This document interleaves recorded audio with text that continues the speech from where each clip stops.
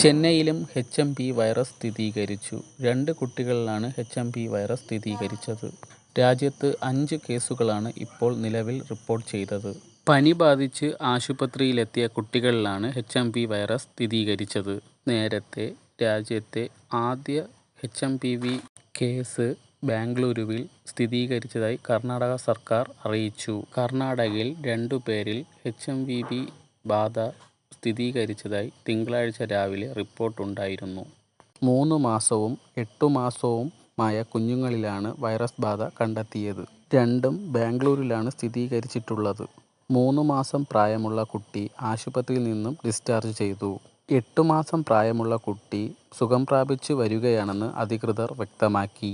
കൂടാതെ ചെന്നൈയിലും HMP virus സ്ഥിരീകരിച്ചു. ഇവിടെയും 2 കുട്ടികൾക്കാണ് രോഗം കണ്ടെത്തിയത്. തേനംബെട്ട്, ഗിണ്ടി എന്നിവിടങ്ങളിലാണ് 2 സ്ഥലങ്ങളിലാണ് രോഗം സ്ഥിരീകരിച്ചത്. ഇതോടെ ഇന്ത്യയിൽ രോഗം സ്ഥിരീകരിച്ചവരുടെ എണ്ണം 5 ആയി. ശ്വാസസംബന്ധമായ പ്രശ്നം കുട്ടികൾക്ക് ഉണ്ടായിരുന്നു. എച്ച്.എം.പി വൈറസ് കൈകാര്യം ചെയ്യാൻ ഇന്ത്യ സജ്ജമെന്ന് ICMR. കർണാടകയിൽ സ്ഥിരീകരിച്ച എച്ച്.എം.പി വൈറസ് രോഗബാധയ്ക്ക് ചൈനയുമായി ബന്ധമില്ലെന്ന് കേന്ദ്ര ആരോഗ്യ മന്ത്രാലയം അറിയിച്ചു. എച്ച്.എം.പി വൈറസ് മറ്റൊരു കോവിഡ് അല്ല. മഞ്ഞുകാലത്ത് പലതരം ജലദോഷ വൈറസുകൾ സജീവമാകാറുണ്ട്. അതുപോലൊരു വൈറസാണ് എച്ച്.എം.പി വൈറസ്. ഇപ്പോൾ ചൈനയിൽ കൂടുതൽ കേസുകൾ റിപ്പോർട്ട് ചെയ്തിട്ടുണ്ടെങ്കിലും ഒരു പാൻഡമിക്കായി പടർന്നു പിടിച്ചിട്ടില്ല ഇതുവരെയും. കോവിഡ് പോലെ ഭീഷണിയുയർത്തുന്ന മറ്റു പകർച്ചവ്യാധി എന്ന നിലയിൽ എച്ച്.എം.പി വൈറസിനെ വ്യാപകമായി ചർച്ച ചെയ്യപ്പെടുന്നത്. യഥാർത്ഥത്തിൽ ഇതൊരു പുതിയ രോഗമല്ല. ഏകദേശം 50 വർഷം മുമ്പേ കണ്ടുപിടിച്ച ഒരു വൈറസാണ്. ഹ്യൂമൻ മെറ്റാപെനിമോ എന്നതാണ് എച്ച്.എം.പി വൈറസിൻ്റെ യഥാർത്ഥ നെയിം. ചൈനയിൽ അടുത്തിടെ ഇൻഫ്ലുവൻസ കേസുകളും ന്യൂമോണിയ കേസുകളും കൂടുതലായി റിപ്പോർട്ട് ചെയ്യപ്പെട്ടു.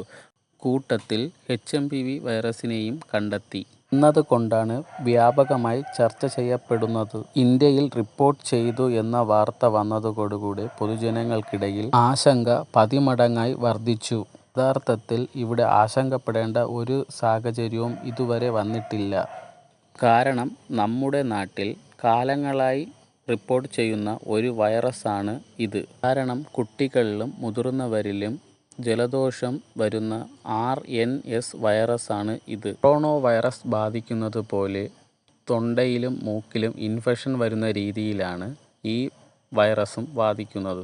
ആശങ്കപ്പെടേണ്ട സാഹചര്യം ഇവിടെ ഇതുവരെയും വന്നിട്ടില്ല. അലക്ഷ്യമായി രോഗങ്ങളിൽ പെടാതിരിക്കാൻ ശ്രദ്ധിക്കുക. മാസ്ക് ധരിക്കുക.